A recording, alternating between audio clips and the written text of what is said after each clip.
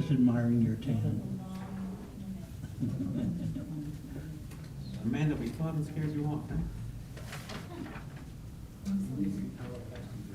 Well, that's good. I started in February. And then it was October when they told me to get lost. So,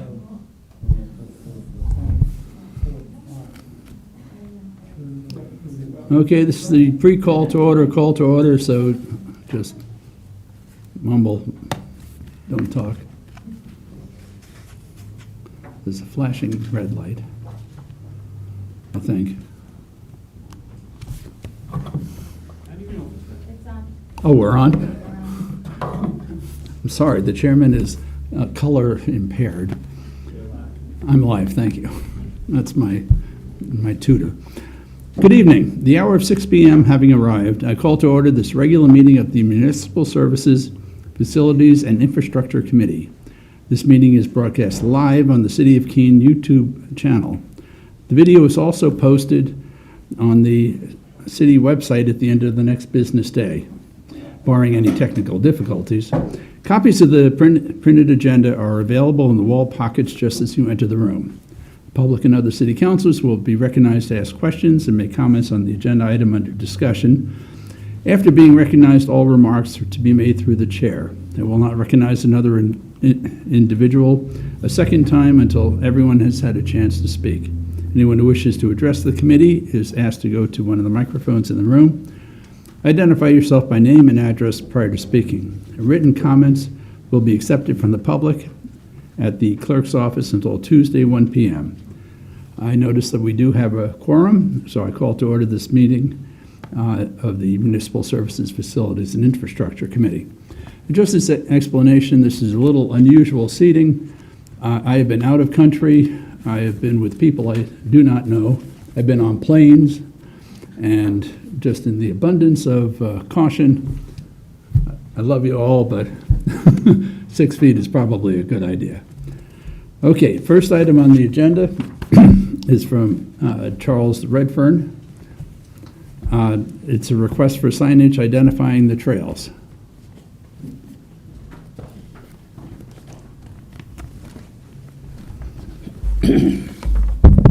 Thank you, Chair and committee members.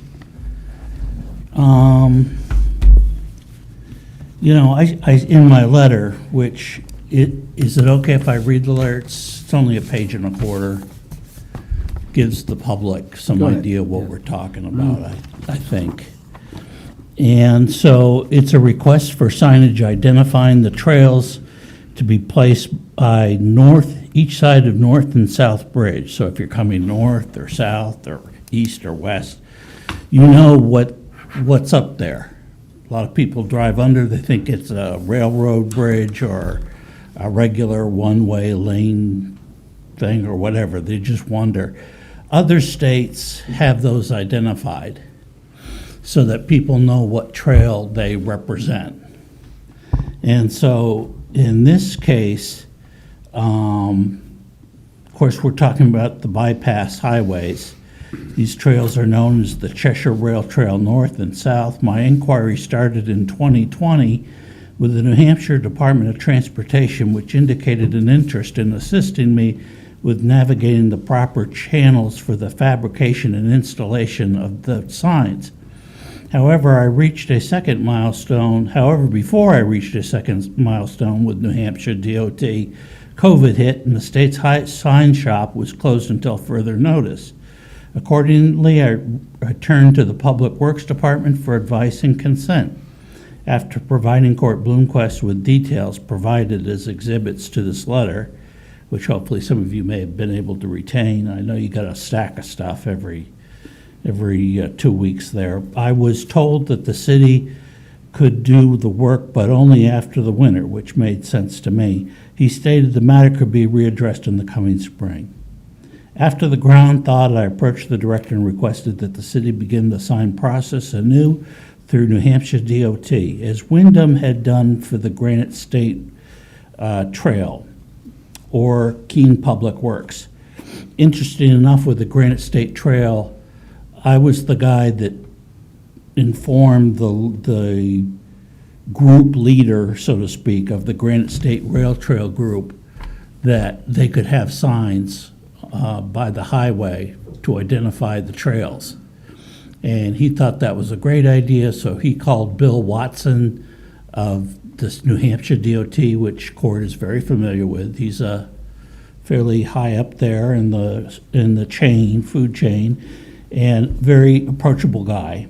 He's very nice. The budget took a hit. However, Court replied that the operating budget took a hit and turned flat. He noted that all 4 signs could be fabricated and installed by the state for less than $900 and $2,021. Also, I asked, so that's less than 900. I have an invoice, copies of invoices that I'll just pass out to the committee so you can see that they really are cheap signs. So for the 2 they had, it was $360.54. And, but he asked who would be responsible for maintaining and repairing these signs. Please note that as a citizen of the town of Wyndham who advocated for such signs did not appear to encounter some pushback. The signs were installed by New Hampshire DOT in less than 6 months. And it should be noted that the traffic volume passing under these 2 bridges every day, which is, according to Southwest Region Planning Commission, is over 20,000 a day on a given day. I believe that's, I'm looking at the Director of Public Works, and he kind of says sort of yes, maybe. But it's about 20, give or take. And then it is reasonable to assume many folks could revisit our city as tourists who may be interested in our growing trail system, which is the case already, but there's a lot of people that pass under and go someplace else with their bikes in tow. For this reason, I'm turning to the collectively wise and honorable group of citizens who practically volunteer their time to the advancement of our community. As you ponder this simple request, I hope that you're able to answer any questions. I hope to answer any questions that you may have at the appropriate committee level, and therefore it was, to my luck, put before your committee. So I would just have enclosed what the sign looked like, the dimensions of the sign, and I think you had those in your packet. They may have, I think they were colored or in black and white. I have a copy for however it's directed, whether it be to the city manager or the Public Works Director, Court, to have some of this material. I also have copies of the emails that show even Rob Hyslop, the sign maintenance supervisor for New Hampshire DOT, and the email that went between him and Bill to this Wayne gentleman. And so, in other words, you can retrace the steps if you choose to go the DOT route. Seems pretty cheap. They did it for the price of installation. In other words, the installation was free, no additional cost.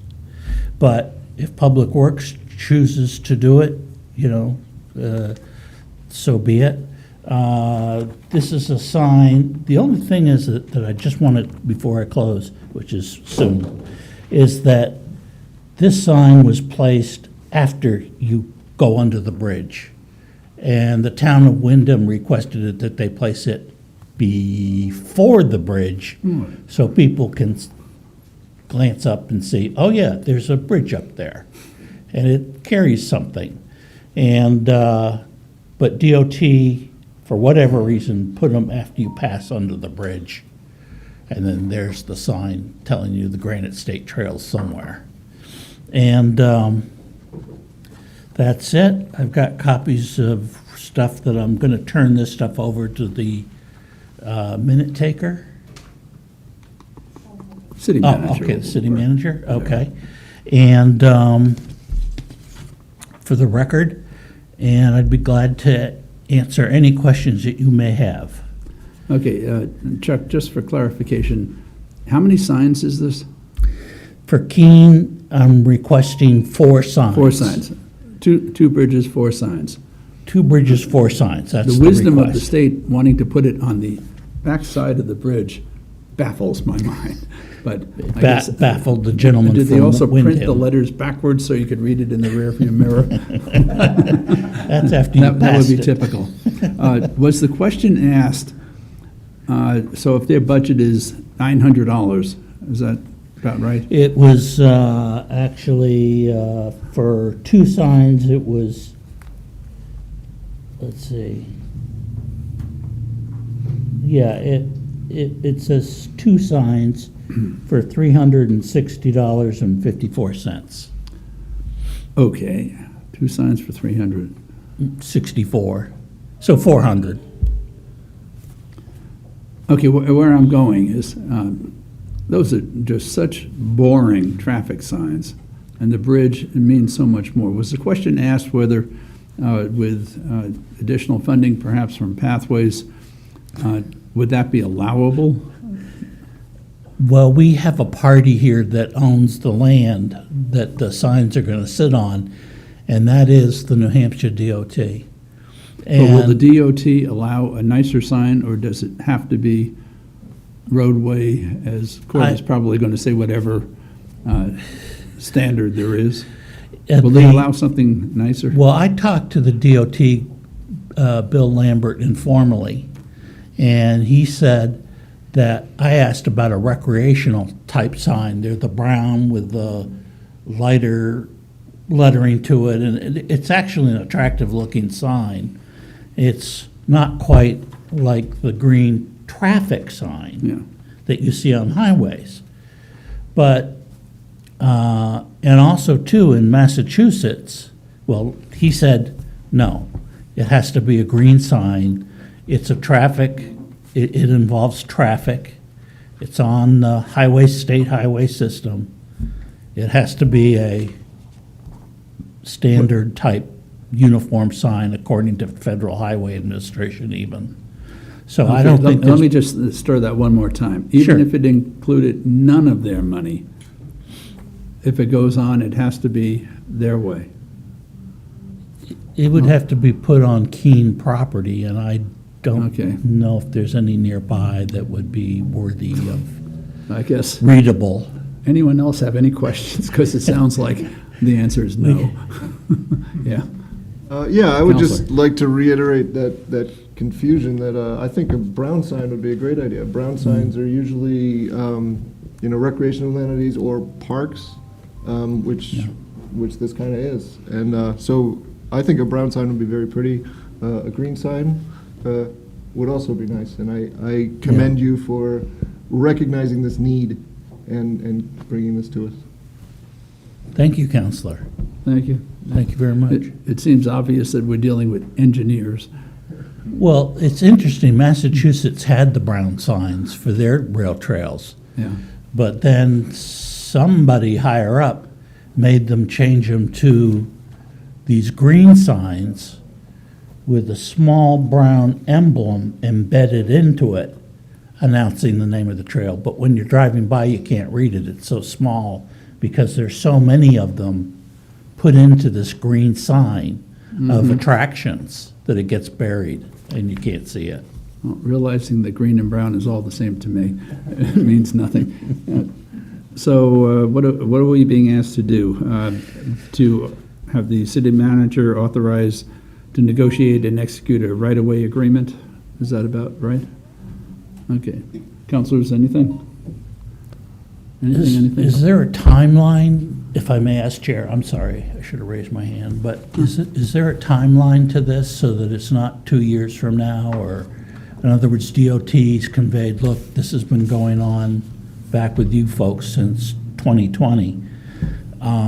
It started with a citizen, not with a municipality.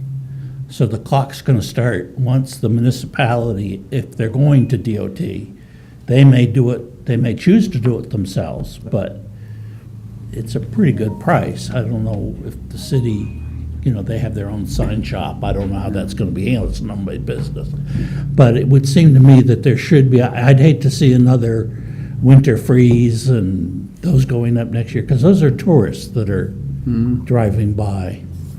And so, Court, do you have anything to add to this? Again, I mean, certainly, I don't think the issue is going to be the making of the sign. It's just going to be the getting the agreement, signing the agreement for the 2 locations, blah, blah, blah, blah, blah. I mean, probably several months by the time, by the time it goes through the processes. Because get it, again, I get it. I Moving mean, it- again, whether we make the signs or we get them from the DOT sign shop, that's something, again, we'll take a look at. I mean, these are standard MUTCD signs, and the reason Massachusetts went to it is because Federal Highway told them they couldn't do what they were doing.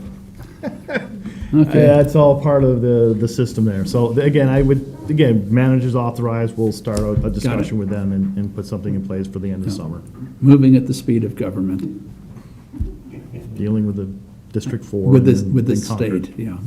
I know, they have their own agenda. Okay, counselors, anything? Yes, ma'am. Thank you, Mr. Chair. While I support this initiative, I do want to put it on record that I have heard from other constituents that there is an overabundance of signs throughout the city. So I think we should keep that in mind. There is such thing as too much signage and sign fatigue. And people, the more signs we have, the less likelihood that people are actually going to pay attention to these signs. So just something to keep in mind. It doesn't mean I'm not going to support this. I think this is a great Thank you. idea. But we should be mindful of placements of signs and how often we are putting up signage throughout the city. Thank you. Absolutely right. And at some point, a letter coming in asking for a sign inventory and elimination of unnecessary. Councilor Roberts. Is there going to be a motion made? Yes. No, I'll wait for the motion then to speak. Okay. Council Workman, how about a motion? Just, I don't know. We are a Mr. Chairman, little out of order. you might want to open it up to the public. Thank you, that's a great idea. Okay, thank you. Anyone from the public like to speak? Yes, Councilor Jones. Thank you, Mr. Chairman. Philip Jones, City Councilor. I'm also with Chuck on the Board of Directors of Pathways for Keene. And those 2 bridges that Chuck is talking about were very important to this community. There was money raised from the community for this. It wasn't just that the state came along and, well, one of them, the state came along and put up a bridge. But North Bridge, money was raised by the community. We got money from the federal government for that. If you walk behind that bridge, there's a list of all the local people who sponsored that bridge that was put up at the dedication day. I chaired the dedication ceremony committee for that, so I remember it well. And that was definitely, if the our byline on that was, Chuck, if I remember, it was bridging the community, and it says that right on the plaque. And I think it deserves some recognition, so I would like to, and I agree with Kat, there are a lot of signs, but I think at least that one deserves some recognition because it was a community effort. Thank you. Councilor Jones came up with the bridging the community, which is very true. Bridge West Keene with the rest Any of Keene. other public comments? Okay, ready? Ready? Ready. Counselor. I move to authorize the city manager to negotiate and execute a right-of-way usage agreement with New Hampshire DOT. Second. Okay, motion's been made by Councilor Workman, seconded by Vice Chair Filio and Councilor Roberts. I had mentioned it before on some of the other projects, and Councilman Jones had just brought it up. The former council, Redford, had brought it up.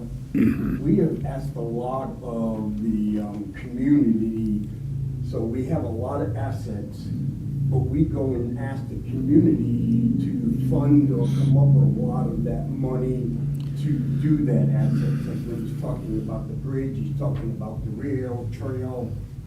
And to me, I'm gonna support this, but from my view, this shouldn't even be in front of us. This is something the city should have taken on its own to do it. Former Council Redfern has done a lot of work and everything, but it's normal to name your rail trails and things like that. And so, to me, those things, I believe, are the city's responsibility to take the initiative to do that. And we get a lot of good people that volunteer and spend a lot of time and give up a lot of money, but we can't continue to count on them. And like one of the things is, well, maybe we'll ask Pathways for Keene to come up with the money. Those people, that organization has done a hell of a lot of work and donated a heck of a lot of money. And so that's my 2 cents on those. And things I thank former Council Redfern for being here. Microphone. I thank former Council Redmond, for being here, but I just want to go forward because we're talking things like the skate park, the disc park, the dog park.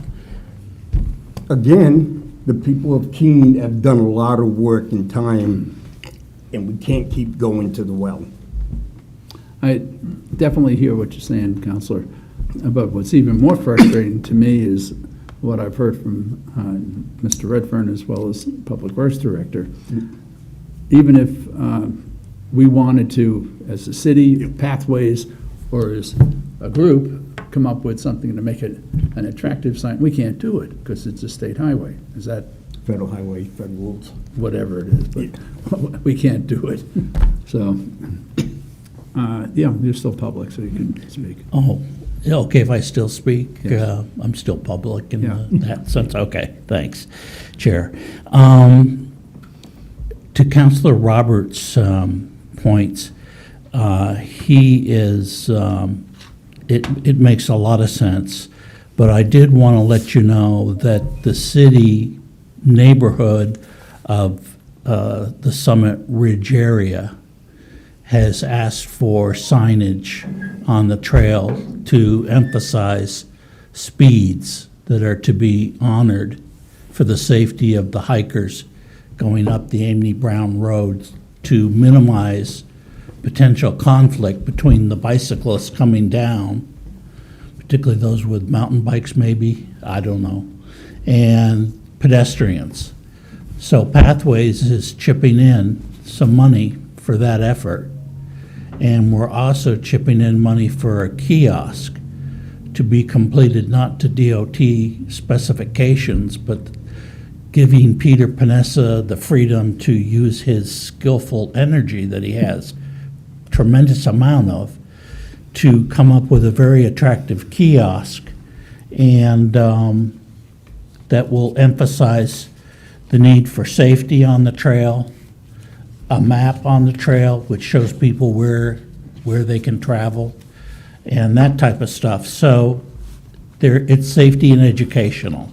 And Pathways got a grant from this same gentleman from the Seacoast who got the bridge signs from my idea.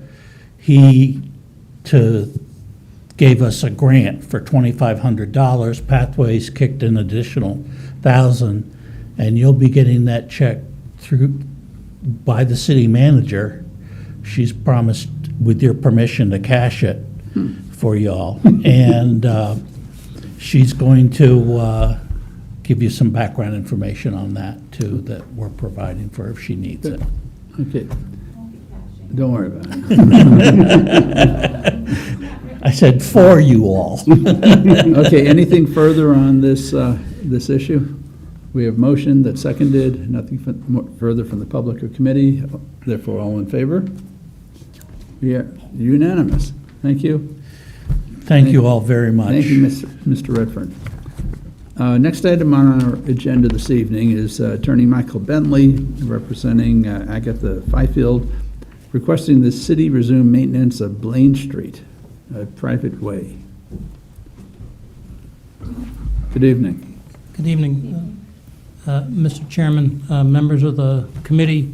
I'm Michael Bentley, Aggie Fifehills to my left, your right. My letter of June 8, 2022 tells the story about why we're here tonight. There's no question but that the house that Aggie now owns at 22 Blaine Street was built in 1945.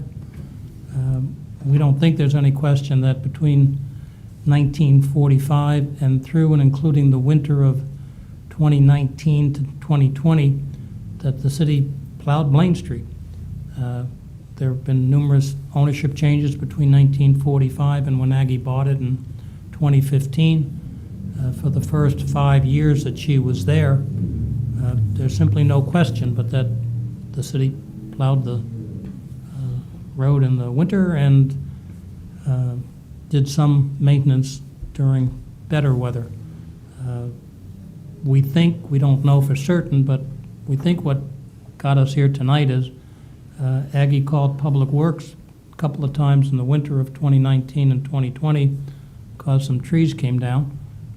First time the city came out, cleaned it up, everything was fine.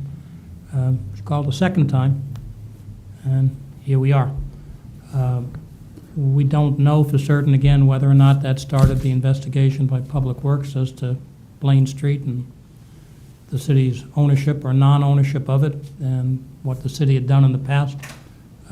And we understand that a long time, 75 years. Who knows what happened in 1945? But we do know that the city was, in fact, maintaining the road up until at least through October of 2020 when we got the letter saying we're not going to do it any longer. Has it created problems for Aggie? Well, of course. She's had to arrange to deal with the winter maintenance issues to be able to get in and out. Currently, the road could use some grading to make it more passable.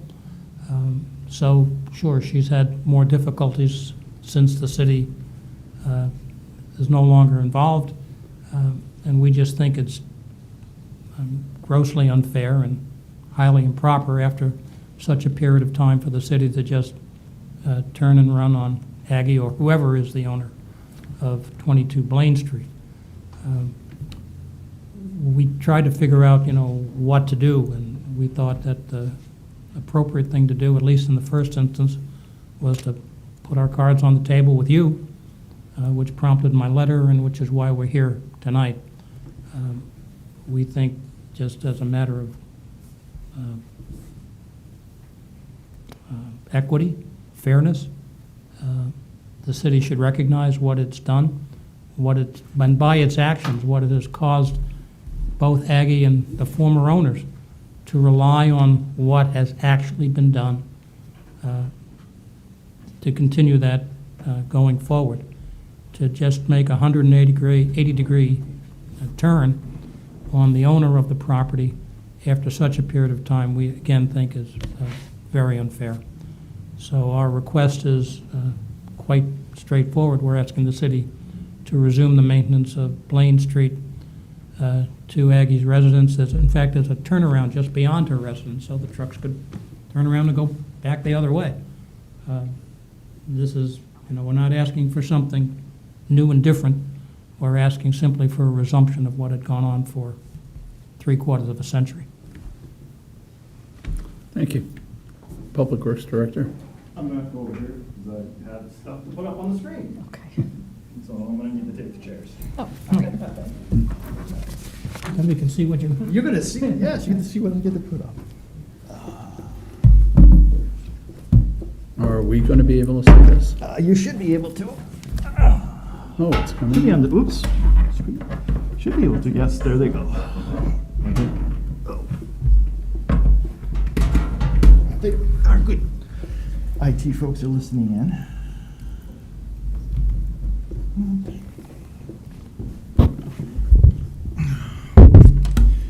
Good evening, Mr. Chairman, committee members, Corp Blumquist, Public Works Director, Emergency Management Director. Now my computer went down offline on me. There we go.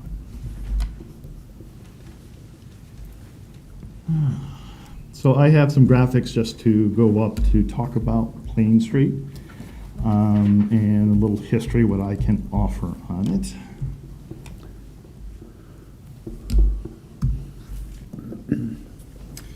So just to kind of orient ourselves to sort of what the area we're talking about. Over along the right-hand side here is Meadow Road. Meadow Road goes back to Pearl Street. Over on the left side, you'll see the retention pond area. That's the retention pond area across Route 9 for the Monadnock Marketplace. The circled area is what's referred to as 22 Blaine Street, which right now is owned by Ms. Fifield. The property is a little triangular piece here. This is Lee Street, proceeds down parallel here. Lee Street was petitioned in 1957 for a public way, and the city council accepted it in 1957. This is what's referred to as Sid Street, and then what's referred to as Blaine Street starts here and moves on out beyond, out to the end of this residence located in that red circle. So that gives you a little sense to where the space that we're talking about. Sid Street, or this area, has an interesting history. Of course, as you always, when you get to deal with me, you get to deal with history. It was originally proposed for development in 1927 by Ross and a gentleman named Baldwin. As you can see, this is the plot that they filed in the Registry of Deeds. This was the more traditional sort of plot layouts from that era. They were basically 20 or 40 foot wide, 100 feet deep, throughout the whole area. And a lot of the deeds in this area actually refer back to this particular drawing, this particular plot. Again, to orientate you, this here is Lee Street. This is Sid Street. This is Blaine Street. They had another street here called Gillis, and several other streets were all indicated on this particular plot at that particular time. So sort of the plot, the kind of the area that we're talking about for the lot here, because in their deeds, they reference literally the plot numbers 163 through 167 and 218 through 220 as the land areas that are associated with this particular property. So that gives you an idea of sort of how all this was based on. This was never accepted by the city, we can find. There's a couple ways that, of course, streets become public. They can become public through a layout process. That's a statutorily one where, and this council has adopted that process where someone comes in and petitions you to go ahead and do it. It can be done through an acceptance an acceptance process where someone comes and says, "Hey, we're gonna dedicate this as a public street, and we want you to accept it." And usually that's either through a planning board or through the governing body. You'll see some type of act where a dedication occurred or a acceptance. And then there's also prescription, which is basically if the community maintains it and the state and the legislature capped it 20 years prior to 1968, where they maintained it for general public access, meaning that the general public used it, felt they could use it, onward and so forth, to go back and forth. There's also been a number of court cases over the years that sort of have defined what prescription is, but it's very clear that prescription only applies to if you can demonstrate, and that's the key word, can you demonstrate that acts were occurred for that 20-year period between 1968 and 1948. Another image I'll go ahead and show you. As you council knows, the city does very well in its aerial photography. This particular aerial photography is from 1949. So the house that the petitioner is talking about was in construction approximately 1945. Just to give you an idea of what was going on out there in 1949. Again, this here is Meadow Road, or excuse me, Pearl Street. This is Meadow Road that goes off of here. You can see along here, you can see this is what we refer to as Lee Street today. And you can sort of see here is Sid Street. Then you can see this turn here, it goes out as Blaine Street, and whoops, I hit something. And here you can see a set of buildings there that, again, I'm assuming in 1949 represented. One of them is the house, and the other one could have been a barn or some other structure at that particular time. So in 1949, that was what was there. Would that, again, would that have meant general public access or only interest to go back and forth? Things that we look at, like, as I mentioned, in the department for taking a look at trying a determination of whether a street is a public street or not. Again, we look for layouts or dedications and petitions, and for both Sid Street and Blaine Street, we have never found anything that has demonstrated that those acts were ever occurred. As I mentioned, it wasn't until 1957 when Lee Street was laid out by a petitioner for some houses that were then constructed along the northern side here of Lee Street. And then in 2004 or 5, we actually went through a process, the council went through a process because a section of Lee Street had fallen into Class 6 status, city-owned but not maintained, because when a petitioner wanted to construct some additional housing down there, they had to do that to be able to extend the street, the active part of the street. Another image I have for here. This comes out of our files. This is interesting. This is from 1949. This was by a gentleman named Mr. Riggs at that particular time. He came in and combined a couple lots in this space.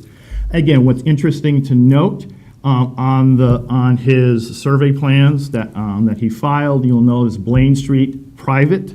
He will also notice at that time Lee Street private. So again, at that particular time, at least from a legal standpoint or a standpoint of filing of plots, they were still labeled as private streets. At that, go for it. Back in, just a little more history, back in 1997, the folks who own this property here, the property here over off of Meadow Lane, came in and requested the city to pave Sid Street. At that point in time, the department sent them a letter indicating that we could not pave Sid Street because it was a private street, meaning we were not going to go in and do an overlay on it because of that particular reason. So that particular incident happened. I'm not doubting at this point. Over the years, our operational folks have done work probably out there. Most of the cases, it was probably the result of calls from the property owners out the end there saying, hey, come take care of this. Our operational folks don't always know, or I'm going to say supervised staff, as we have turnover, will remember what's been designated, what's a private street or not. We don't necessarily have anything, so we probably have plowed it.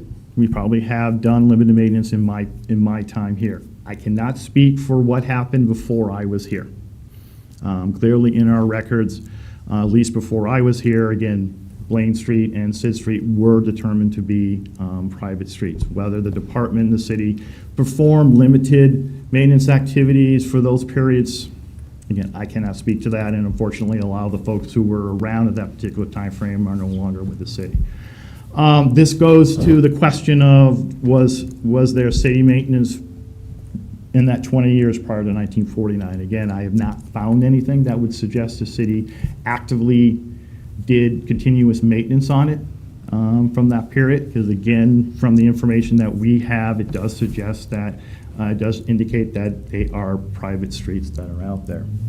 Today, to give you an idea, just to give you an idea of what sort of how the properties are configured today. This is our property mapping today.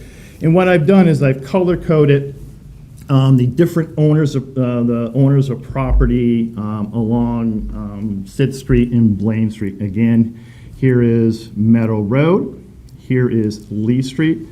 As you see, the dotted line here is Blaine and Lee Street. The property, again, that we're talking about is here at the end. That's in yellow. The next property down is 68 to 80 Lee Street. What you see in orange is what they own. So they own literally all the sections across Blaine Street to the other side of Blaine Street. They own that as property according to their deed. The next set is 120, 127 Meadow Road. These are those apartments that are accessed off of Key Road. That property actually owns all the property over to Lee Street now. And again, as you can see, in 1927, there was this idea from those gentlemen who wanted to develop it back then, but over time, that never, I guess, came into being. Properties were bought, sold, combined, and this is sort of what we have today. The last property is 47 Meadow Road. They're in green. They own all the property here. They own all of what Sid Street is on and a section portion of Blaine Street. So you may be asking a question, well, what rights does the Miss Agatha Fifield has? And this is where, again, more information goes to suggest that, again, this is a private street.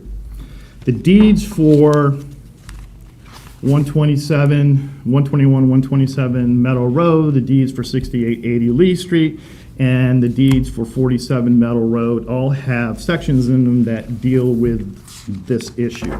So, for example, the section here on Meadow Road, down here. Just to give another note, this particular property does not have sewer. I believe it is off a leach field. The water is a private service that runs all the way down to Sid Street, down to Lee. It was first installed in 1959. It was then repaired in 1987, again, and our cards indicate that, again, it's a 1-inch line, so it's not a main, and that it's a private service. So literally the private service for this house runs from down on Lee Street down all the way down to that particular point there. And again, why is that important? For example, in the deed of 47 Meadow Road, there is a section that says, the premises hereby conveyed are subject to any easements or rights of way of record for or at law to lay and maintain a private water service to the land now or formerly known as the Forciers, and for passage and repassage to and from land as said Forcier.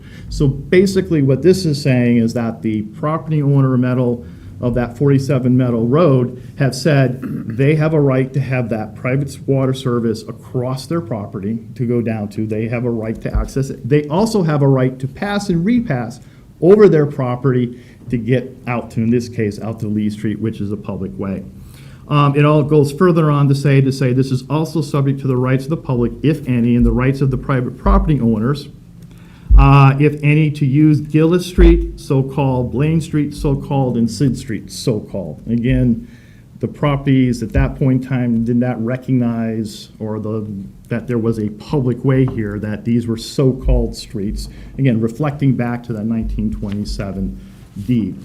The other deed here for 121 to 127 Meadow Road, again, has a similar clause, subject to any rights which may exist in the strip of land formerly shown as a street on the plan entitled Per Street Gardens, Keene, New Hampshire, dated August 1927, recorded in the plan book of Cheshire County Deeds. Again, recognizing that there were rights of other property owners across what is formerly known as Blaine Street.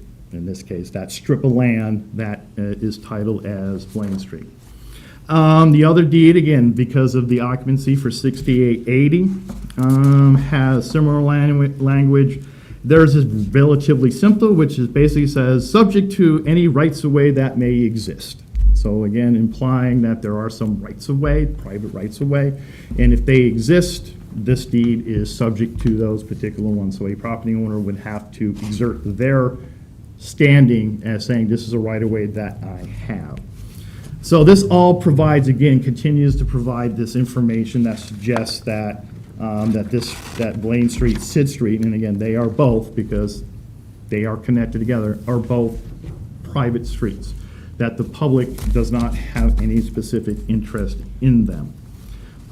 As you may be aware, certainly there is the issue of expending public funds on private property. That is part of the reason why the department notified that, hey, we need to stop doing this because we are not following the law.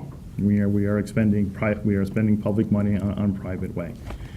So that we did that notification and let them know that, that we would be ceasing any operation. Like I said, unfortunately, over the years, certainly I think the city and the department has done these types of work, primarily snow removal and some probably light maintenance, meaning filling in a hole here or there, et cetera.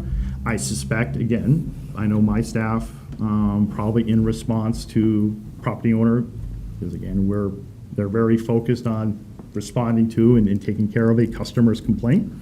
But unfortunately, again, sometimes the operational staff doesn't realize that if they are performing work or if they believe they're working on the street or something, that they can go ahead and do that. Clearly in 97, we notified, the Sid Street, the Meadow Road property owner that we would not pave their street because we could not, because it was a private street. At that particular time. So that is the background on the street and on the department's actions. I can certainly answer any questions you may have. Okay. My little piece, is it in yellow? Is it 6880 also? The little labeled 19 you're talking about? What? That's the property of Agatha. That's her property. Okay, but the 68 to 80, Lee Street here? Yeah. yes, is that involved in this? Well, again, as you can see, they own across Blaine Street, and they actually own the frontage here. They own the area here in front of that property. So they're involved, and that's one of the deeds that they have here. That's subject to any right-of-way. But is that Ms. Fifield's also? No, Okay. no. Just No. This is, trying to the get only she clear. owns is this yellow triangle. Okay. In looking at a Google map, I think, there's a foundation out there. Well, let me go see Any if I can idea pull that where? Google map up. Again, all I can say right now is if there's a foundation out there, it would have to be work being performed by one of these property owners. Okay, I'm just curious, just trying to get Counselor, I understand. a Let me flow see of if the I can pull neighborhood. that up and see if I can see what you're talking about. It's just I was looking and I swung the map around. Yeah, oh yeah, it's, I didn't know, that could be a neighbor's. well, it could be a neighbor's, I don't know.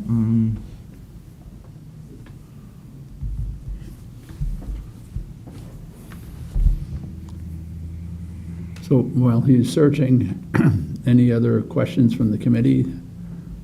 Want to put up, Bobby? Counselor Rock? Was this ever paved by the city or anything like that? Blaine Street is unpaved. Sid Street, I do not know how it got paved. But during my time, when they came in to request that it be paved, because it was deteriorating, because if you actually go down it, it looks like it's part of the parking lot. If you look at the aerial of it, it's all sort of pavement from one side to the other. But we did not put it into any paving program because it's a private street.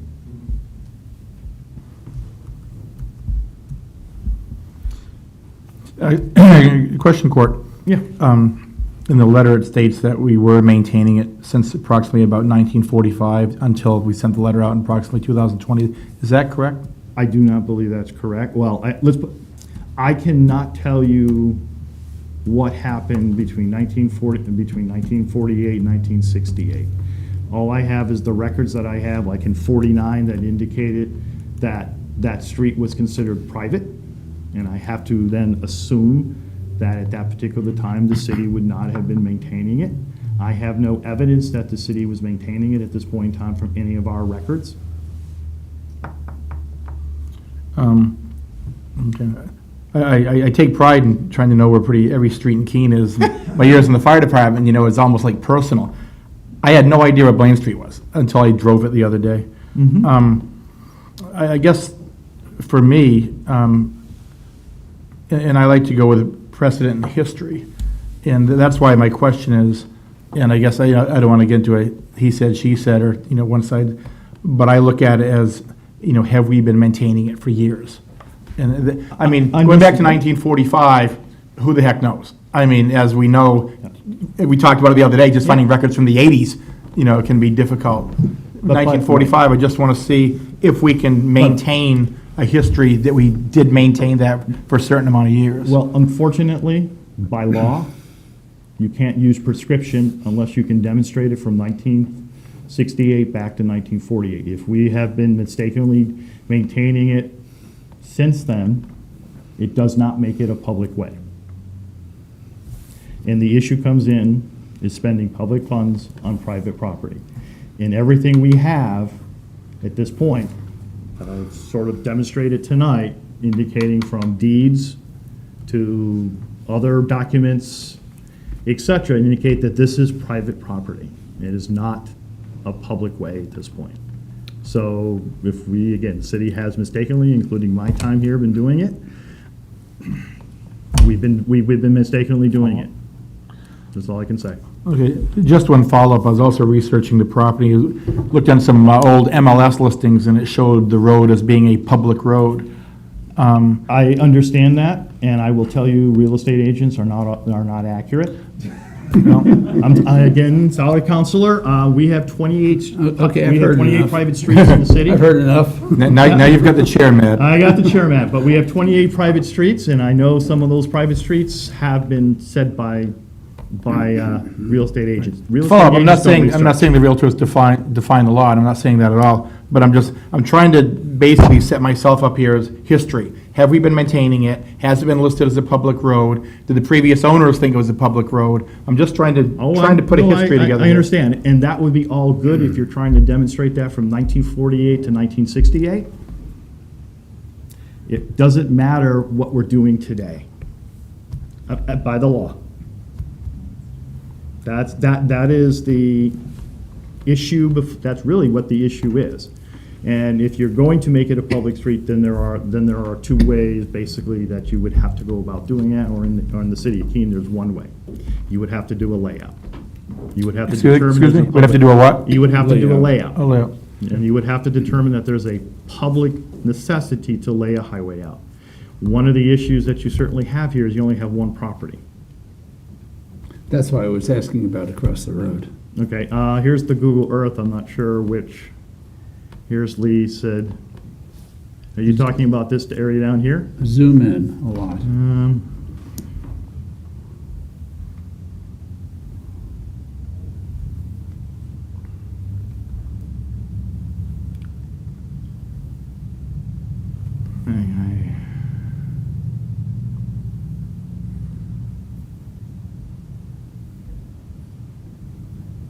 mean, That's the road?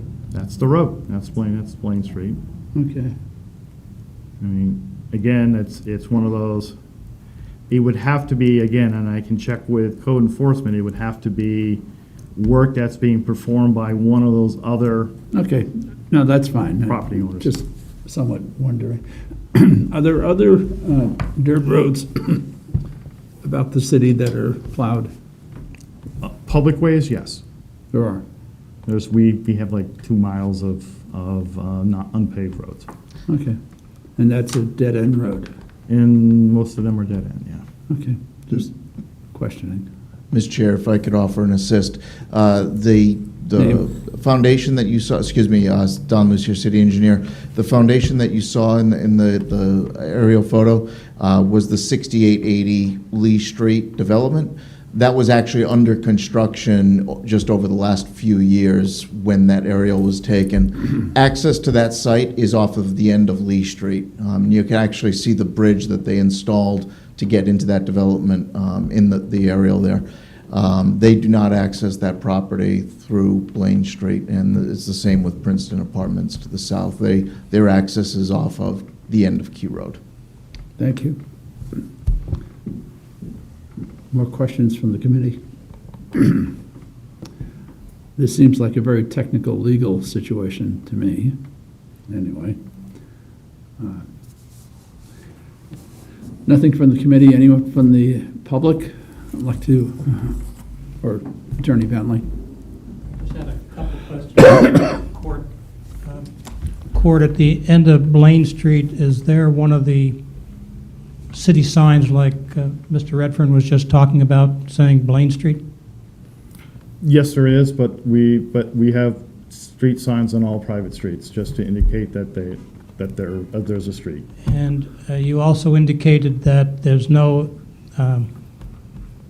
is there any evidence in your records to the effect that the city has not maintained Blaine Street for 75 years?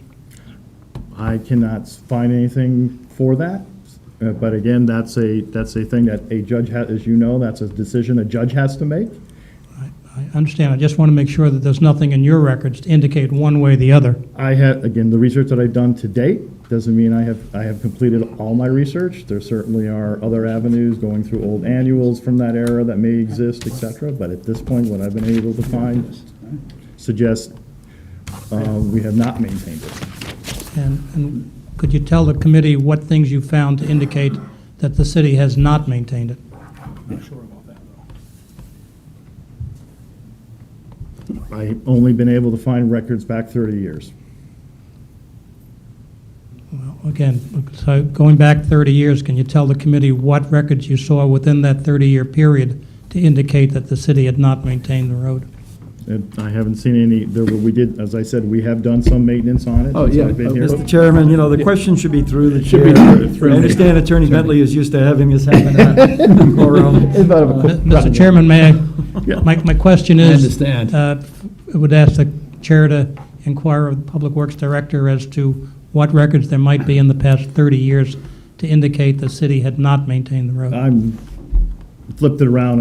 We have done work on it. I'm aware of it from my own operations. I have not found anything prior to that.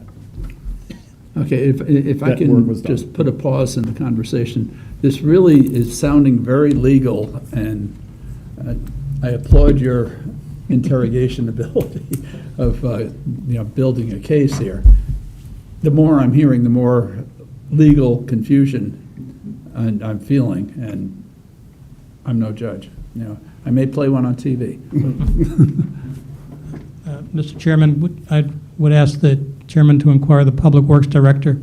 He told us about the deeds for the surrounding properties, whether he had a chance to look at the deed for 22 Blaine Street.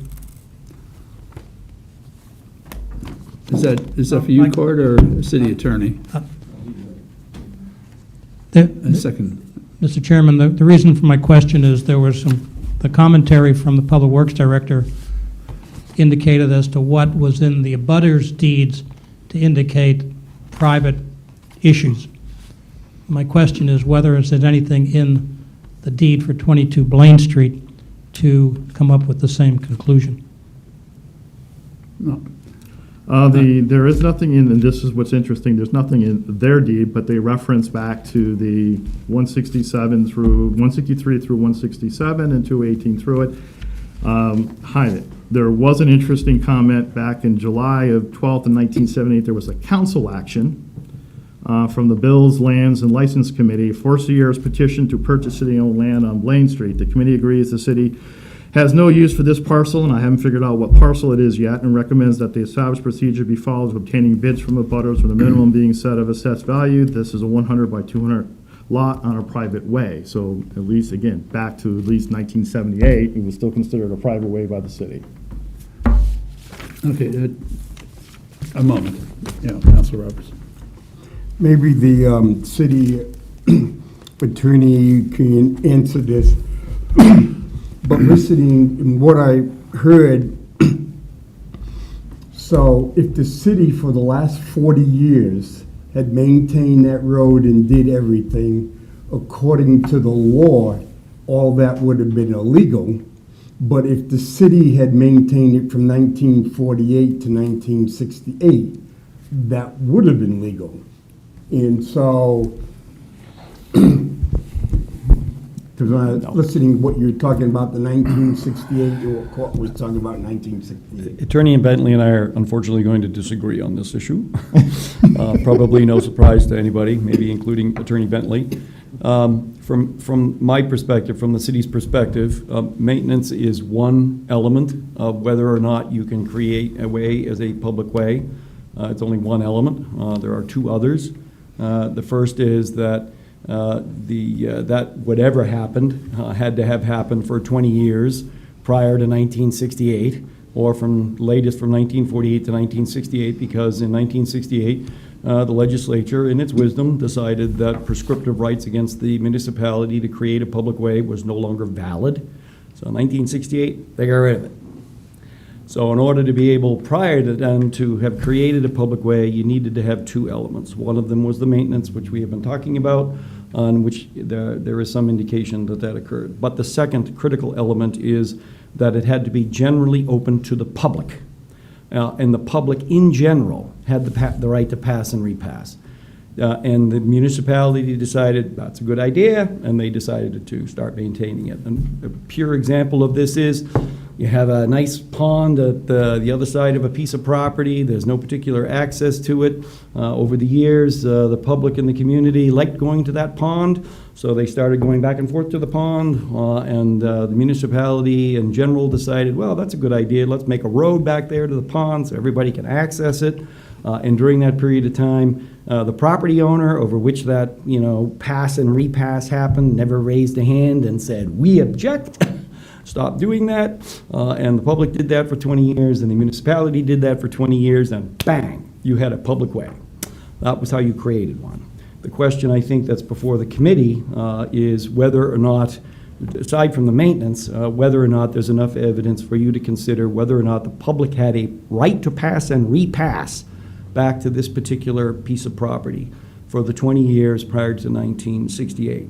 The only other thing I'll suggest to you is, and I'm sure Attorney Bentley is probably familiar with this too, if snow plowing were enough to create a public way, every driveway in the town of Temple would now be a public way. Because the town of Temple, for many years, one of the reasons I wanted to move there was because the Public Works Department plowed the driveways. So it's not enough. Plowing is clearly not enough under the case law. What the case law does indicate is that maintenance, regular maintenance to maintain the passage for the public can be enough, but it needs that other element. It needs the right of the public to go back and forth. So that's something that the committee would want to consider with respect to how it decides Attorney Bentley's request. Thank you. Is there any indication that that was not a dead-end road, that maybe you went through? I'm just following up on what the Chairman, attorney all was. I can suggest, again, back to what we have for information, and going back to that original, again, this was done before the bypass. These were all more or less dead-end roads. They ended in a piece of parcel that belonged to somebody else before the bypass was built. That's the answer to my question. Yeah. It didn't go through and come around to Not West that, Street or not something. that I'm aware of. And you can see in 49, before the bypass was built, they stopped at the farm fields. This was, I'm trying to think of, I can't remember the name of the property owner right now, but Barrett? this was owned by somebody else. Barrett or Kingsbury? No. It's Well, a different name. It doesn't really matter. It doesn't matter, but no, there's no indications that any of these loop back in any particular direction. The Okay. 22nd, back to again what the developers did back in the 20s and 30s, what you see here, this Pearl Street Gardens is very typical of that era, where they laid out 20 and 40-foot wide lots with 100-foot depth, and you could go out and buy as few or as many as you wanted to. Okay. Committee, more questions? Public, more questions, or, yes? Name and address also, please. Tim Congdon, 28 Lee Street, Keene. When I bought my house in 1988, the whole of Sid Street was dirt, and it went around the corner to Blaine Street. The city maintained that until just recently. Sid Street is a private street. Blaine Street is a public street. And I feel that Aggie pays taxes, and that should be maintained. So I live right on the corner at 28 Lee Street in my house. But that was a dirt road. It was paved by Alex Breckwald, who owned Mazda. Okay? And there was a little left over, and he pulled into my driveway and said, "You want your driveway done, $400? I said, "Sure." Okay? But, and now it's a private road owned by Jason Dunbar of Jantvith and Sons, who owns the apartments across from my house. However, that is private. However, Aggie's Road was, back in the day, the city used to come in and grade it 3 times a year and plow it. And until, I don't know, in the last 3 or 4 years, they've stopped completing services altogether, which I understand. Sid Street is a private way, and they put a sign up there. But Blaine Street is still a public road.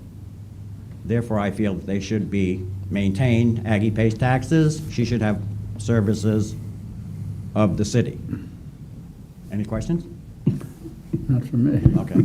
I think you encapsulated the question. Thank you. Good.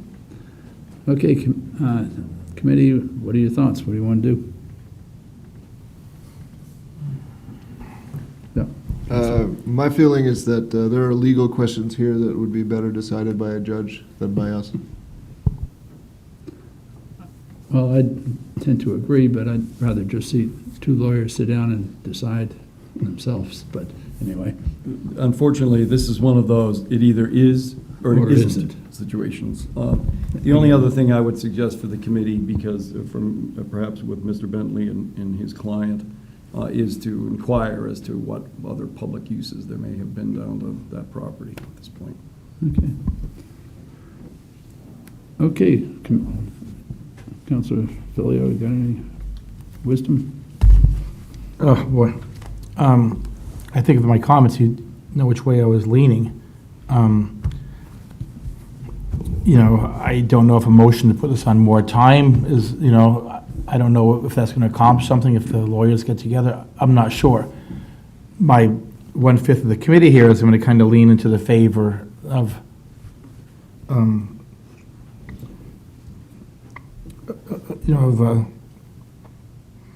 probably going to fall into their favor that I think the city should maintain it, but I realize, I'm not naive. I realize there's legal issues also. But once again, as I stated before, I go back to what is the history, and I kind of lean on that heavily. So, no, I don't have the exact answer here. It's, as Councilor Williams said, this looks like a lawyer's dream, and we have 2 of them in the room, and they both disagree, so that's always something. I don't have the answer to this, man. I just don't, but my opinion leans towards them. Anyone else? Want to make a motion, Bob?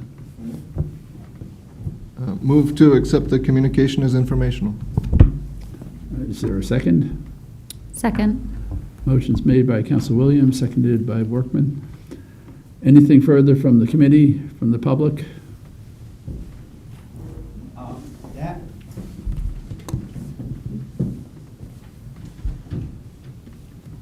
Tim Congdon, 28 Lee Street. That needs to be maintained in case of fire or, ambulance calls or something. It's a safety issue as well. What if, nobody plows that, Aggie gets in trouble, calls 911 and they can't get through? What's going to happen? Okay? Okay. And Sid Street is a private street. It's full of holes, and it's my understanding that Jantvith and Son is going to be, Jason Dunbar is going to be paving that road. But, that's another issue. But, this is a safety issue. If she can't get out, what's going to happen? If her house catches on fire, what's going to happen? The mail that gets delivered down there, what if an ambulance needs to go down? It needs to be maintained, please. Thank you. Thank you. Councilor Roberts, you got something? I'm trying to figure, if we pass this as informational, then it's really no different than we walked in here at, excuse me, at 6 o'clock today. A decision has to be made one way or another. If it has to be decided by a judge, if we vote yes, then the city can turn and say, wait a minute, it has to go to the judge. If we vote no, the lawyer can say it has to go to a judge. But I think we're, as a city council and as a committee, we should be recommending to the the full council one way or another, or if we're not ready to do one way or another, I would go to Councilman Filio's thing is to put it on more time to give the city attorney to dig up more information to maybe clarify it for us, but I'm not going to vote to support just collecting it, putting it, accepting it as information. Mr. Chairman, if I may. Yeah. A couple of things about that. I guess my first reaction to that is that the burden is on, the individual requesting that this be a public way to establish that. But even still, accepting the communication as informational does not remove from the property owner or from Attorney Bentley the opportunity either to have and provide further information through my office or, unfortunately perhaps, but to take it into the Superior Court. The city at this point, the City Council can do what it wants to do, but I think we have been suggesting to you that there just isn't enough evidence before the council at this point to establish that this was recognized by prescription as a public way. Whether the answer to that question is true or not really does depend upon whether the Superior Court agreed with that position or not. So my suggestion to you would be that accepting it as informational is certainly appropriate. You could put it on more time to allow Attorney Bentley to the extent that he can provide additional information to the city, which we could consider at that point. But I have to tell you, at least based upon what we have at the moment, my position for the City Council and for Attorney Bentley would be that, and we recognize what happens to this property owner. I think that's really clear. Nobody likes to be here in this position telling this property owner who probably purchased this property without any knowledge of any of this at this point, having to sit here and to make this request. We all understand that it's not an easy thing to do. But on the other hand, as the Public Works Director pointed out, we are constitutionally prohibited from spending public dollars on what would otherwise be a private right. And at the moment, that's all we have been able to establish is that this is a private driveway. And there are lots of long driveways, both in this community and otherwise, that we couldn't open that up for that possibility to be maintaining and using as a public way. So you can take either of them, one of those two. My suggestion would be to accept it as informational. That doesn't preclude the attorney from coming back with additional information if he wishes to do that. Or you could place it on more time. Up to you. Thank you. I've been trying to think, is there some compromise, but I think the city attorney put it very clearly. It's either yes or no. And this is really a complex legal issue, and I'll take the blame for the real estate community. Any real estate agent that is involved in something like this is really putting himself in deep water trying to explain the rights of private driveway and everything else that we've heard here. And no doubt, whoever represented at the time in best interest said, hey, it's a public street. It has a street sign on it, so it must be. And, therefore created this whole nightmare. But the more that we're talking, I think the more that we're seeing how complex this is, and then hearing the bigger picture of municipality doing for a private owner, that makes me real uncomfortable. But and then Mr. Redfern, let's Question vote. of the chair. If we were to vote to put it as informational, does the full city council have a right to reject that and then bring it up for a vote in front of the full city council? If I was sitting in the mayor's chair, I'd say yes. The answer to that question is yes. You are only making a recommendation. But just to remind the folks, and Attorney Bentley in particular, he knows this, but that would not be an opportunity to present anything different to the city council next week. It would make sense at that point to stand up and refer it back to committee, and we can go through this whole conversation again.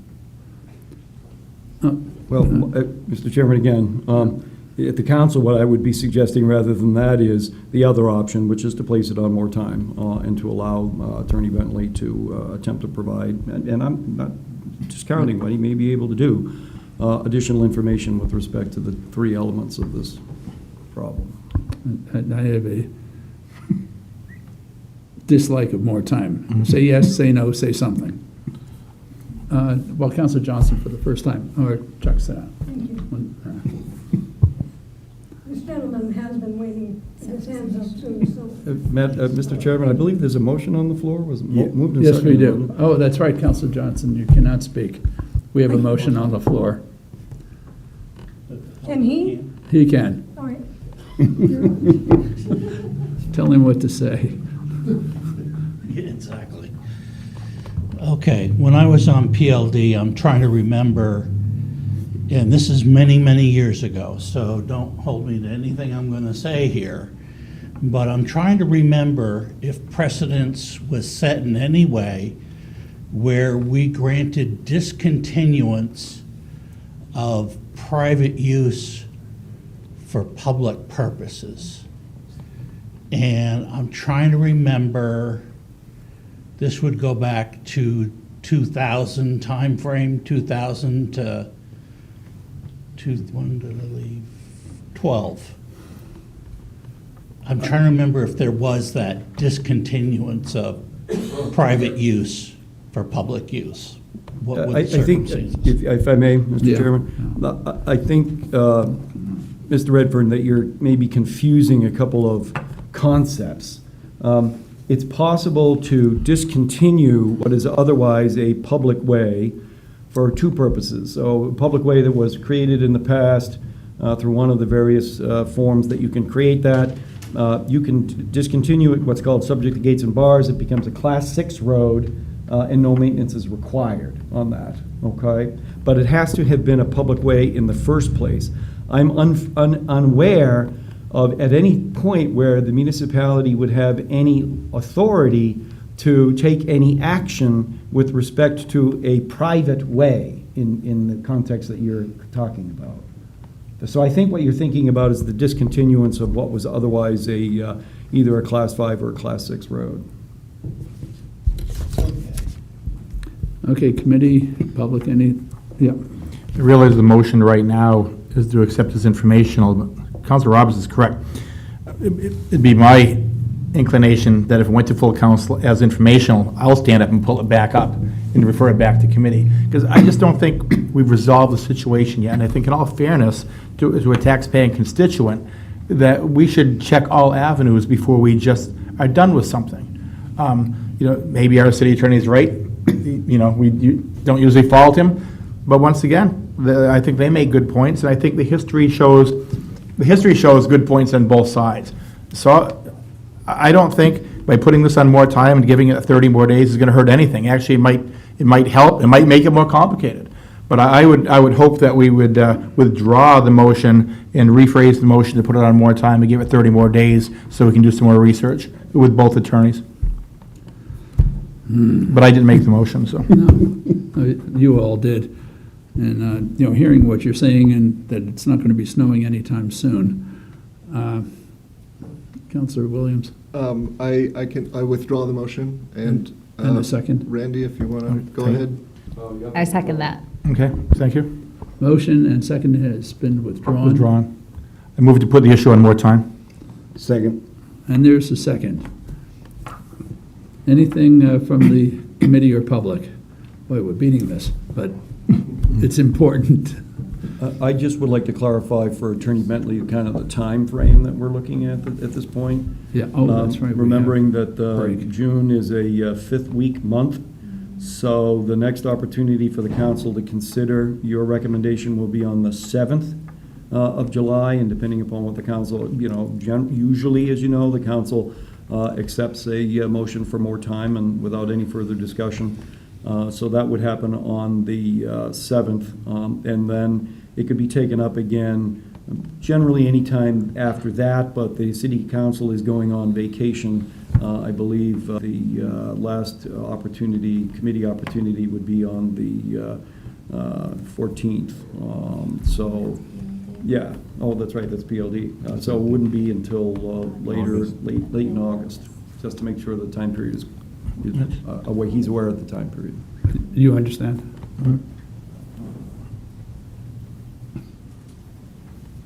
I wasn't expressly aware of that schedule, but it's all fine with us, and it'll give us time to try to find some old folks in town that can tell us what happened in periods of time when Okay. most of us weren't around.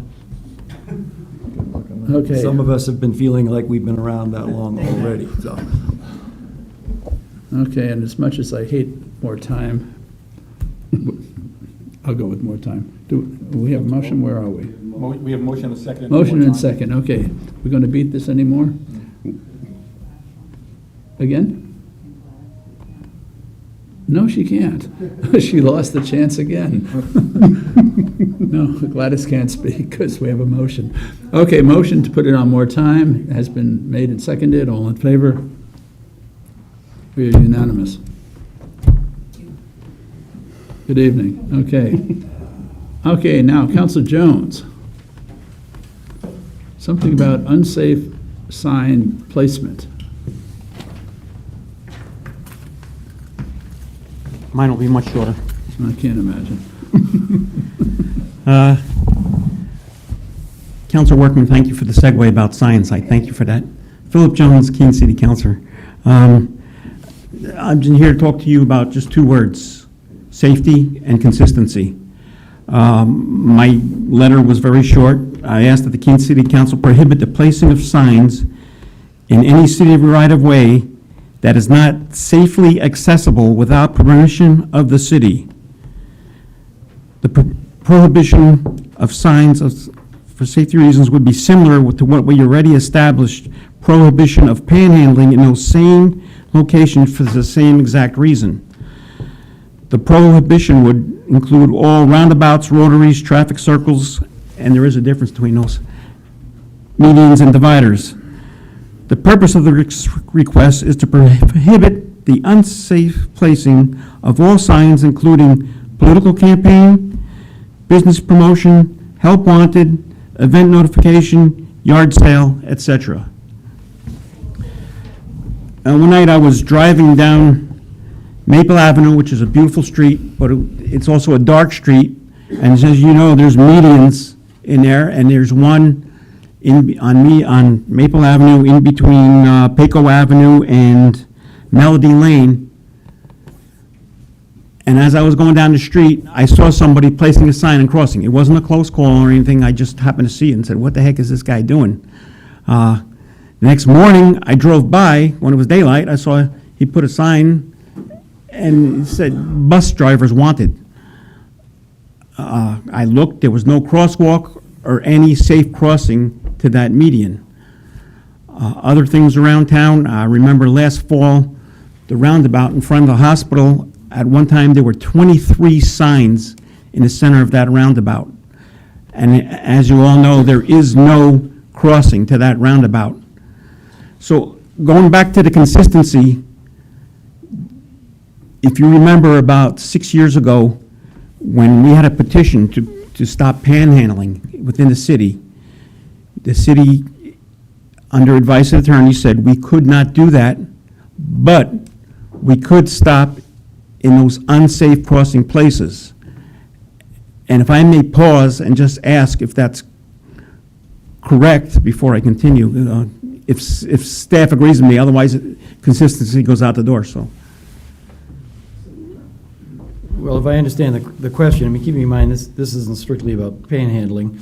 The bottom line is that the city cannot prohibit individuals from panhandling, but what the city and the police department have the right to do is to make sure that people aren't in unsafe locations. That's the point. Yeah. But we're talking about the signs being placed there, and I guess quite frankly, moving back and forth to an unsafe location to place a sign is something that if an officer or somebody saw, they could probably interrupt. Mr. Chairman, on the issue of panhandling, after that finished up, as the attorney said, the police department can do that. What protocol we sort of developed between our department and the police department was we looked at spaces and agreed upon what spaces, in our opinion, certainly as the folks who design and maintain the traffic areas that would be unsafe. So for example, like the median down on Lower Winchester Street by Key Road. Again, that's not designed to have pedestrians, so that's an area that the police were comfortable in saying, okay, someone should not be panhandling there. We ran into a little bit of issues over on some of the off-ramps because, again, those necessarily are not necessarily someone there is unsafe because in some areas they're allowed, pedestrians are allowed to go up and down those. So we did do that to assist PD in police department coming up with sort of be able to support when somebody was asked to move away from an area and doing panhandling. So, Counselor. yes, the consistency is there, from what I'm hearing from staff. So I'm asking for the same exact thing with the use of signs, for the same exact reasons. I know staff was asked to put this on, except as informational, but I think this is something, it's a safety issue that should go to the council and vote it up and down. Remember, if you approve my request, it's going to come back to you as, and I don't even know which ordinance, if it's a sign ordinance or a traffic safety ordinance, it would be an amendment to an ordinance, I assume. I'll talk about that after you finish.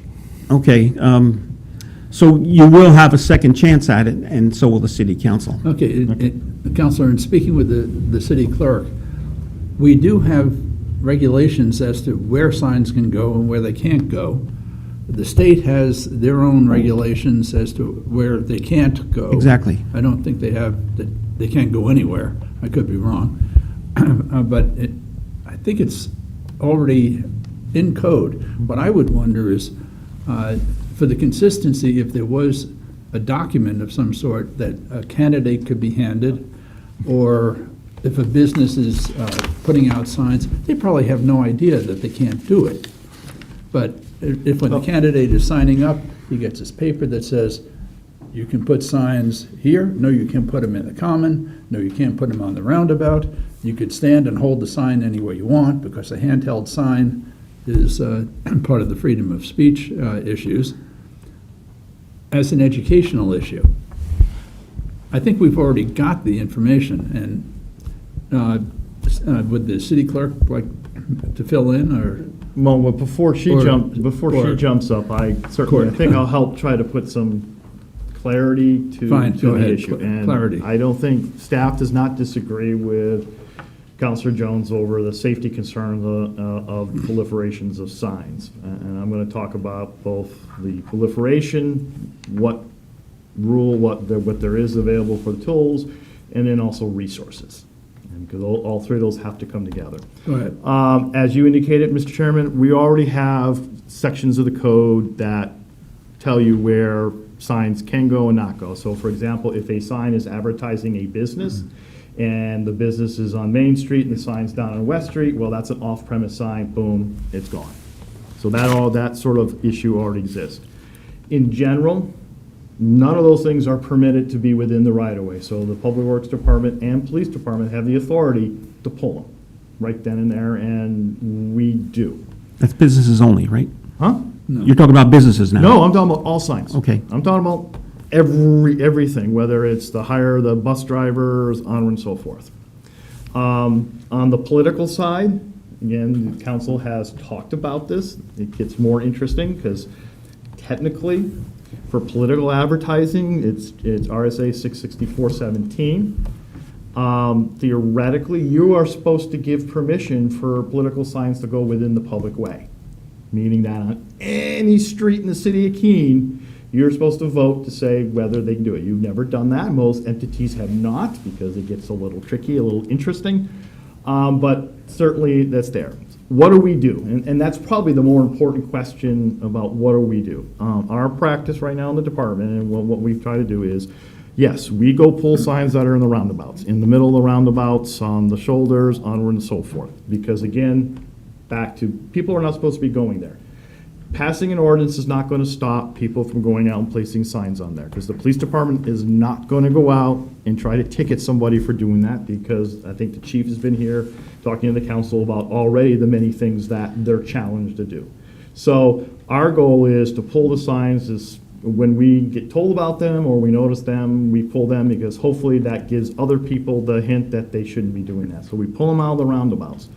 I pull them out on Central Square all the way down Main Street, because again, that's a space that we want to keep, again, clear, pleasant. It's also some safety concerns, particularly roadside mowing.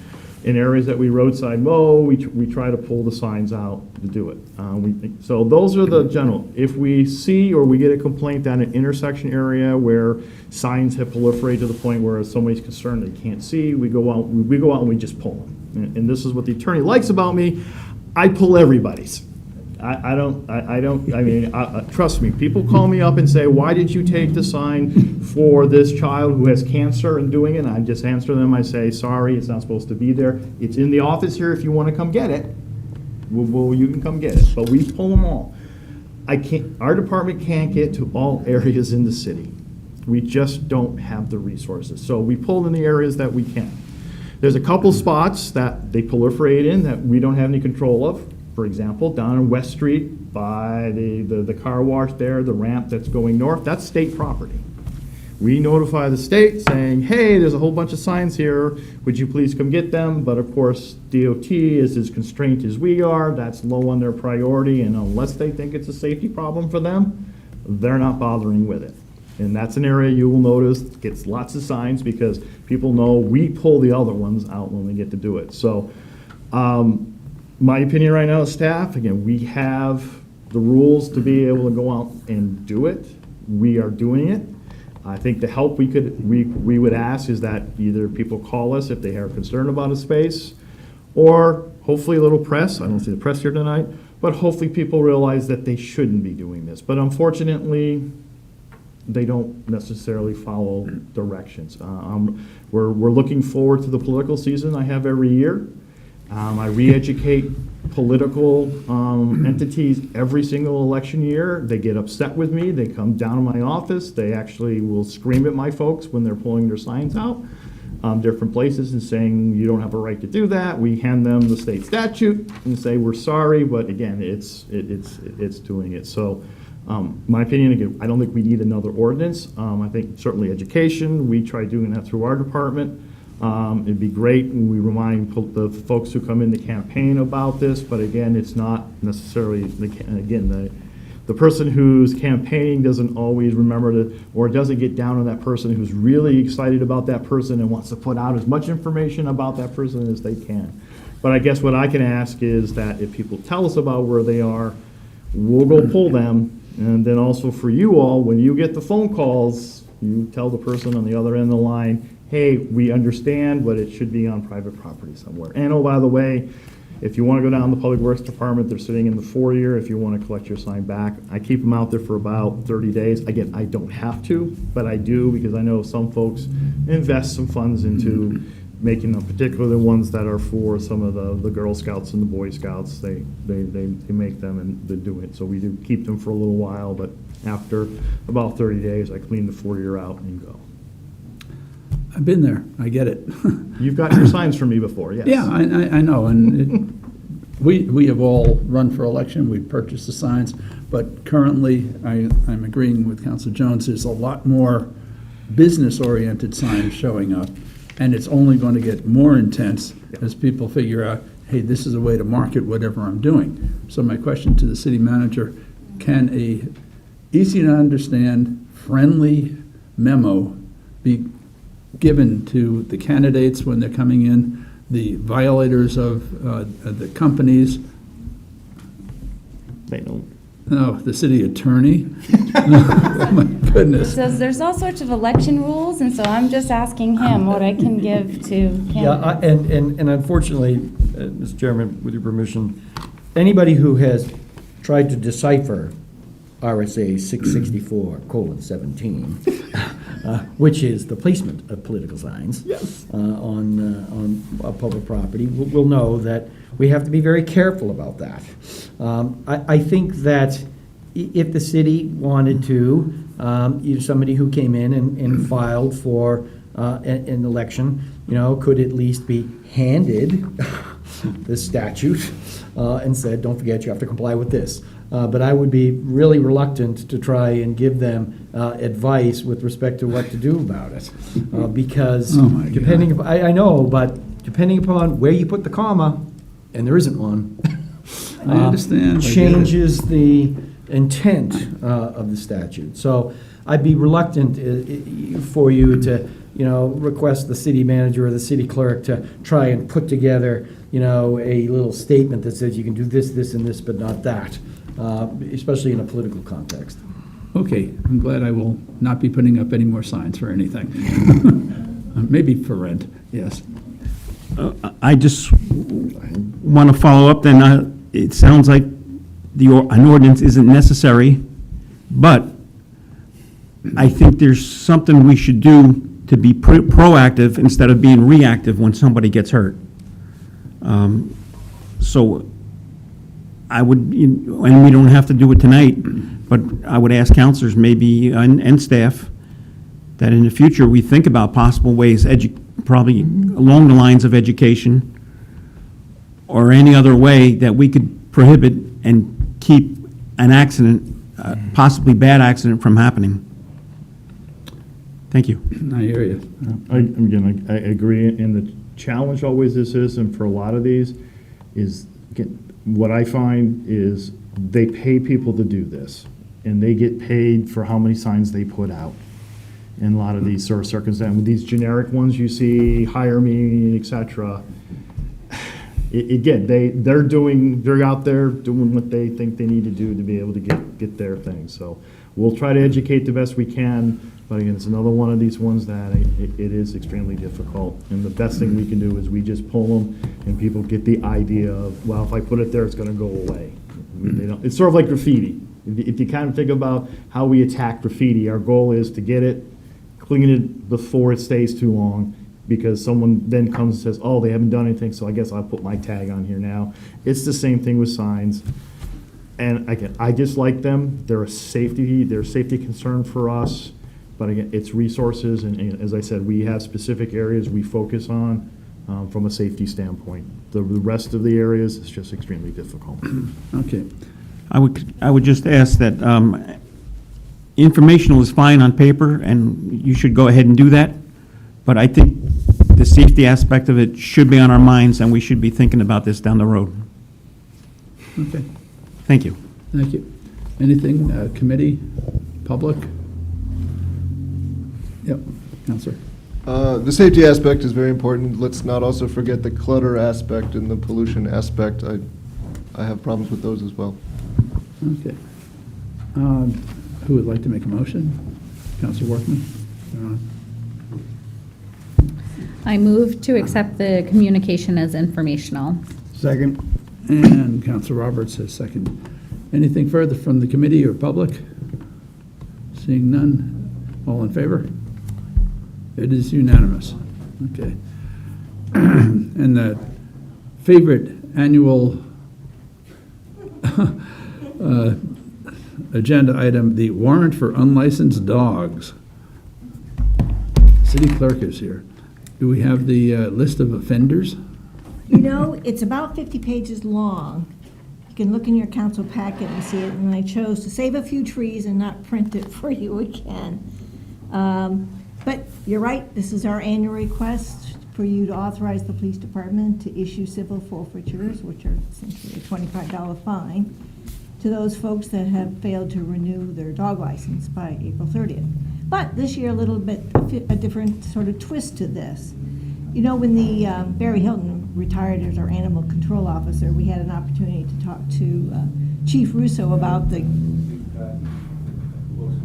thank you. This year, when Barry Hilton retired as the animal control officer back in December, I asked to meet with Chief Russo about the dog registration program to sort of just educate each other as to what was Barry Hilton doing for us, what are we doing for the police department, and it was a good conversation.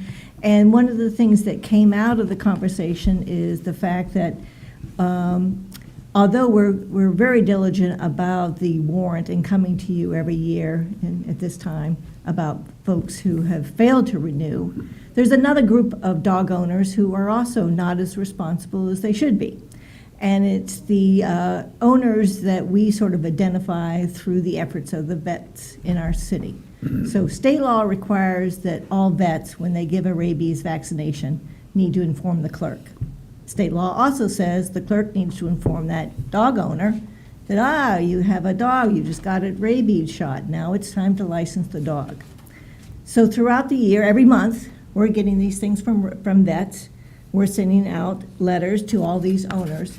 But when they fail to renew, we have not really brought them into the fold to become more enforcing in terms of a forfeiture.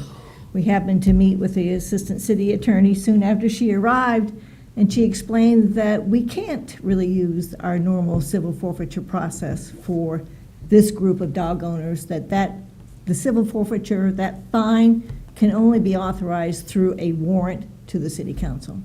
So this year, you have two groups of dog owners, those who failed to renew and those dog owners who have failed to respond to rabies letters. So it's quite the number. We're less than 1,000, but it's certainly more than we would typically have in a year. But, with the civil forfeiture, what will happen if the council authorizes the warrant? We will send out a civil forfeiture notice on behalf of the police department. That's regular mail. We'll get several hundred back. Most people will say, I left town. That dog died. That's the bulk of what's on this list, are dog owners who just don't tell us they've left town or their dog is deceased. But over the next several months, probably will take us up until September, October, this nearly 1,000 dogs will be whittled down to hopefully a few dozen. And at that point, we sort of turn it over to the police department. If they care to do anything, they will, they could. In our conversations with Chief Russo, he's indicated that it really is not reasonable to send a police officer, to issue a summons to court, send a police officer to court, because you really don't get the judge to do anything other than say, go pay the forfeiture, go license your dog. But I think the police department will be able to assist us informally in that personal contact with those few. But we certainly intend to get this list of nearly 1,000 down to a few dozen over the next several months. Does the city get any of this money? Certainly we do. Oh, we do? Yeah. I thought it all went to the state.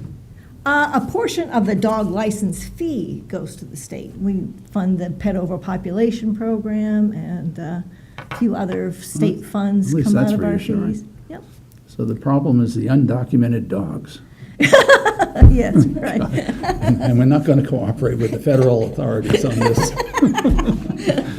Oh, please, I'm sorry.